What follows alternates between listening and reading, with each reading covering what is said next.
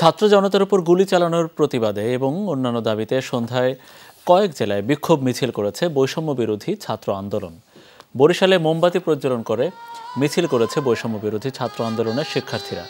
শনিবার সন্ধ্যায় নগরীর সদর রোডের অশ্বিনী কুমার হলের সামনে জড়ো হয় তারা।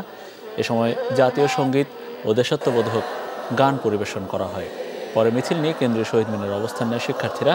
গানে গানে চলে প্রতিবাদ। এদিকে সদর রোড থেকে মিছিল নিয়ে যাওয়ার সময় শিক্ষার্থীরা নানা স্লোগান দিতে থাকে। শিক্ষার্থীদের কর্মসূচি কেন্দ্র করে সদর রোড ও আশপাশের এলাকায় বাড়তি নিরাপত্তা ব্যবস্থা নেওয়া হয়।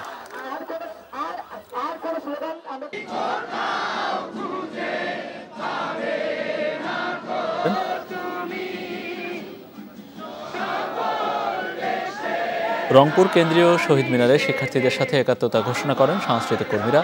সন্ধ্যা 6টা থেকে শহীদ মিনারের পাদদেশে বিভিন্ন গণসংগীত ও সঙ্গীত পরিবেশন করেন শিল্পীরা। এ সময় কয়েক হাজার শিক্ষার্থী ও জনতা যোগ দেন তাদের সাথে। তারাও শিল্পীদের সাথে সুর মিলিয়ে সমস্বরে গাইতে থাকেন গান। রাত 8টায় শহীদদের স্মরণে হাজার হাজার মোমবাতি প্রজ্বলনে অংশ নেন সংস্কৃতি কর্মী, শিক্ষার্থী ও জনতা।